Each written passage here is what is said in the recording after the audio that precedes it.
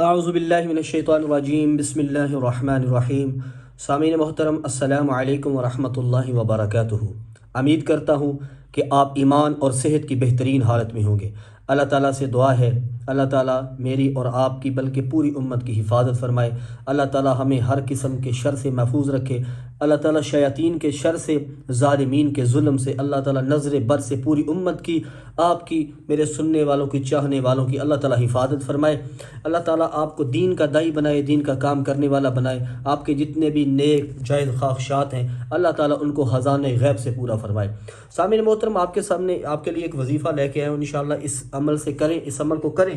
اس عمل کی برکت سے اللہ تعالیٰ آپ کو اتنا مال، اتنا دولت دیں گے کہ آپ حیران رہ جائیں گے۔ یہ وظیفے کا طریقہ کار انشاءاللہ میں آپ کو بتاتا ہوں، یہ عمل آپ نے کیسے کرنا ہے۔ میں کہا کرتا ہوں کہ فرائض کے چھوڑنے سے جو عذاب آتے ہیں وہ وظائف کے کرنے سے ختم نہیں ہوتے۔ کسی بھی وظیفے کا اثر اس وقت ہوتا ہے جب آپ کی نمازیں پوری ہوتی ہیں۔ جب تک آپ کی نمازیں پوری نہیں ہیں آپ کو کوئی بھی وظیفہ اثر نہیں کرے گا۔ میں جو بتا رہا ہوں یہ بھی نہیں کرے گا، کوئی بھی وظیفہ ہے تب تک اثر نہیں کرے گا جب تک آپ کی 5 نمازیں پوری نہیں ہیں۔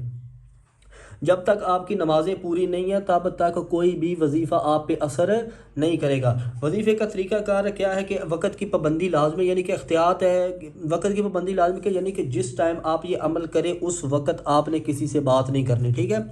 بات نہیں کرنی، آپ نے کسی سے بھی بات نہیں کرنی، یہ عمل کی شرط ہے، بات نہیں کرے۔ خاموشی عورت بھی کر سکتی ہے، مرد بھی کر سکتا ہے۔ مرد مسجد میں کر سکتا ہے، عورت گھر میں کر سکتی ہے۔ مرد گھر میں کرنا چاہے تو کر سکتا ہے۔ پھر اس کے بعد آپ نے اللہ تعالیٰ کا جو اسم ہے نا، یا اللہ، یا اللہ، اس کو آپ نے پڑھنا ہے 21 بار، اور اس کے ساتھ پلس آپ نے 21 بار پڑھنا ہے یا فتاح، یا فتاح، ان دونوں کو آپ نے 21 بار پڑھنا ہے، ٹھیک ہے؟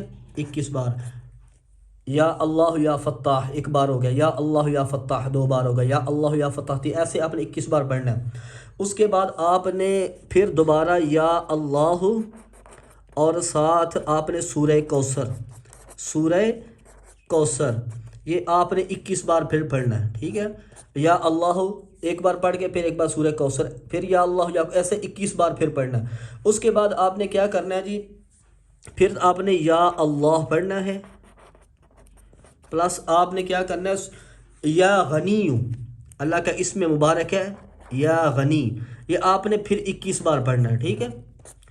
یعنی کہ یا اللہ پلس یا فتاح 21 بار، یا اللہ پلس سورہ کوثر 21 بار، یا اللہ پلس یا غنی 21 بار، ٹھیک ہے؟ اس کے بعد آپ نے وظیفہ شروع کرنے سے پہلے اعوذ باللہ ضرور پڑھنی ہے، ٹھیک ہے؟ اعوذ باللہ لازمی پڑھیں، پوری پڑھنی ہے، اعوذ باللہ من الشیطان الرجیم، ٹھیک ہے؟ بسم اللہ الرحمن الرحیم، یہ ضرور پڑھیں، یہ وظیفے کا حصہ ہے۔ اس کے بعد آپ نے اول آخر درود شریف پڑھنا ہے، درود شریف لازمی پڑھنا ہے اول آخر۔